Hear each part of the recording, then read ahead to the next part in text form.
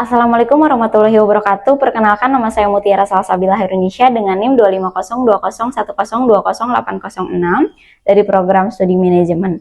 Pada kesempatan kali ini saya akan presentasikan usulan bisnis yang saya pilih sebagai tugas ujian akhir semester mata kuliah pengantar bisnis.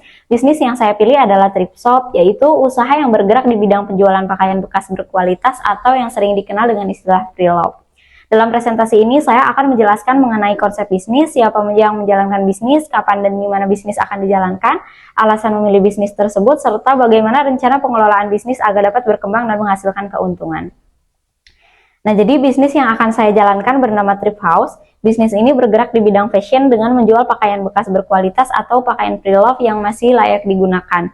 Produk yang akan dijual meliputi kaos, kemeja, jaket, sweater, hoodie, kardigan, celana jeans, rok, hingga beberapa aksesori fashion. Sebelum dijual, seluruh produk akan melalui proses seleksi hingga hanya pakaian dengan kualitas terbaik yang akan dipasarkan kepada konsumen. Konsep bisnis yang saya terapkan adalah menyediakan pakaian yang berkualitas dengan harga yang lebih terjangkau dibandingkan pakaian baru. Selain itu, memberikan manfaat secara ekonomi juga ya kepada konsumen. Bisnis ini juga mendukung gerakan sustainable fashion, yaitu mengurangi limbah pakaian dan memperpanjang masa pakai produk fashion sehingga lebih ramah terhadap lingkungan. Nah, dengan konsep tersebut, saya berharap bisnis ini tidak hanya memberikan keuntungan, tetapi juga memberikan manfaat bagi masyarakat dan lingkungan. Oke, karena tugas ini bersifat individu, jadi bisnis ini akan saya jalankan sendiri. Saya akan berperan sebagai pendiri sekaligus pemilik usaha. Selain itu, saya juga bertanggung jawab terhadap seluruh kegiatan operasional bisnis, mulai dari mencari supplier pakaian, memilih produk yang berkualitas, menentukan harga jual, membuat konten promosi, melayani pelanggan, hingga mengelola keuangan usaha. Pada tahap awal, saya memilih menjalankan bisnis secara mandiri agar biaya operasional dapat ditekan seminimal mungkin. Apabila usaha ini berkembang dan jumlah pesanan semakin meningkat, maka saya akan mempertimbangkan untuk merekrut 1 atau 2 karyawan yang dapat membantu proses packing dan pelayanan pelanggan. Nah, dengan menjalankan usaha sendiri, saya juga dapat belajar secara langsung mengenai dunia bisnis, mulai dari pemasaran, pelayanan konsumen, hingga pengelolaan keuangan.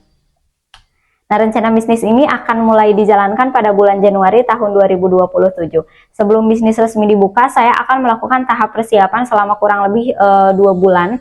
Tahap tersebut meliputi mencari supplier pakaian thrift yang terpercaya, melakukan sortir produk, mencuci dan menyetrika pakaian agar lebih menarik, kemudian memotret setiap produk untuk dipasarkan secara online. Selain itu, saya juga akan membuat akun media sosial seperti Instagram, TikTok, dan Shopee agar bisnis dapat dikenal oleh masyarakat sejak awal. Target saya dalam 6 bulan pertama adalah mendapatkan pelanggan tetap, meningkatkan jumlah pengikut media sosial, dan mencapai penjualan yang stabil setiap bulan. Bisnis ini akan dijalankan dari rumah sehingga saya tidak perlu mengeluarkan biaya untuk menyewa toko. Rumah ini akan digunakan sebagai tempat penyimpanan stok barang sekaligus lokasi untuk proses pengemasan sebelum produk dikirim kepada pelanggan. Sedangkan untuk pemasaran dan penjualan akan dilakukan secara online melalui Instagram, TikTok Shop, Shopee, serta WhatsApp bisnis. Saya memilih sistem online karena saat ini masyarakat kan lebih banyak melakukan pembelian melalui internet ya. Selain itu, biaya operasinya juga lebih rendah, jangkauan pasar juga menjadi jauh lebih luas sehingga pelanggan tidak hanya berasal dari satu kota aja. Nah, ada beberapa alasan mengapa saya memilih bisnis thrift shop ini. Yang pertama itu, minat masyarakat terhadap pakaian thrift saat ini terus meningkat. Banyak orang mulai menyadari bahwa pakaian bekas berkualitas masih sangat layak digunakan dengan harga yang jauh lebih murah. Yang kedua, modal yang dibutuhkan juga cukup relatif lebih kecil dibandingkan membuka toko pakaian baru ya. Yang ketiga, target pasarnya sangatlah luas, mulai dari pelajar, mahasiswa, hingga pekerja yang ingin tampil modis tanpa harus mengeluarkan biaya yang lebih besar. Selain itu, bisnis ini juga mendukung gerakan ramah lingkungan karena membantu mengurangi limbah tekstil yang saat ini menjadi salah satu masalah lingkungan di dunia. Jadi menurut saya, peluang bisnis ini masih sangat besar apabila dikelola dengan baik dan mengikuti perkembangan tren fashion. Jadi target pasar utama bisnis ini adalah masyarakat yang berusia sekitar 17 hingga 35 tahun. Kelompok tersebut terdiri dari pelajar, mahasiswa, karyawan, dan masyarakat umum yang menyukai dunia fashion. Target konsumen saya adalah mereka yang ingin tampil menarik dengan biaya yang lebih hemat, namun tetap memperhatikan kualitas pakaian. Selain itu, saya juga menyasar konsumen yang memiliki kepedulian terhadap lingkungan sehingga lebih memilih menggunakan produk pre-love sebagai bagian dari gaya hidup berkelanjutan. Nah, agar bisnis ini dapat berjalan dengan baik, saya akan menerapkan beberapa strategi pengelolaan. Dari sisi pemasaran, saya akan aktif membuat konten di Instagram dan TikTok melalui live shopping, bekerja sama dengan influencer lokal mungkin, serta memberikan promo dan potongan harga pada momen tertentu. Dari sisi keuangan, seluruh pemasukan dan pengeluaran akan dicatat secara rutin agar kondisi keuangan usaha dapat dipantau dengan baik. Saya juga akan memisahkan uang pribadi dan uang usaha. Untuk operasional, setiap pakaian akan diperiksa kualitasnya terlebih dahulu sebelum dijual.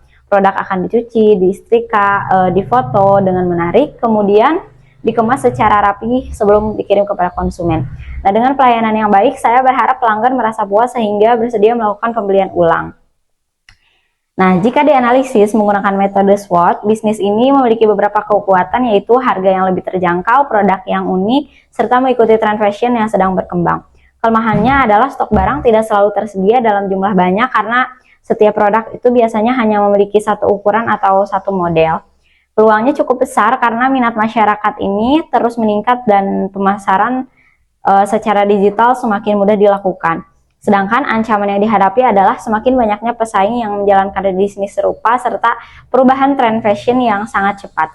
Oleh karena itu, saya harus selalu mengikuti perkembangan pasar agar bisnis tetap diminati konsumen.